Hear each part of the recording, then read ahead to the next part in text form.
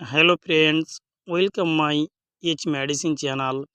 বন্ধুরা, আজকে আমি যে টপিকের উপরে ডিসকাস করতে যাচ্ছি সেই টপিকটি হচ্ছে ডিক্লোয়েন প্লাসের সাইড ইফেক্ট। অর্থাৎ এই ডিক্লোয়েন প্লাস ট্যাবলেট কিন্তু মানুষ প্রচুর পরিমাণে ওষুধ কিন্তু এটি নিয়ে থাকে। এটি একটি পেনকিলার মেডিসিন এবং এই মেডিসিনে খাওয়ার পরে কি কি ক্ষতি বা কি কি সমস্যা দেখা দিতে পারে এর ওপরে আজকে আমি ডিসকাস করব বা আলোচনা করব।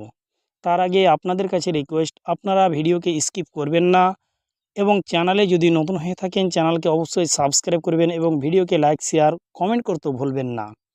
তাই আসুন আমরা সর্বপ্রথমে জানব এই ডিক্লোয়েন প্লাস ট্যাবলেট কিন্তু একাধিক মানুষ এটিকে ইউজ করে থাকে।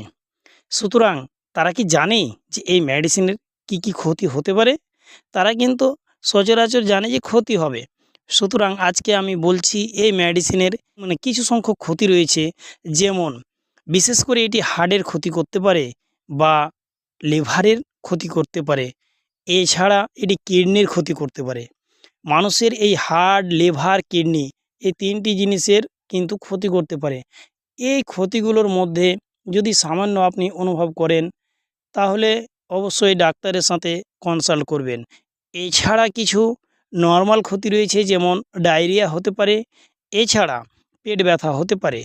অনেক সময় এই মেডিসিন খাওয়ার পরে স্কিনের ওপরে রেডনেস বা ইরিটেশন হতে পারে, হালকা হালকা দানা বা চুলকাতে পারে, ইচিং বা হালকা চুলকাতে পারে। এছাড়া এই মেডিসিন খাওয়ার পরে নজিয়া, বমি লাগতে পারে বা ভমিটিং, বমি হতে পারে।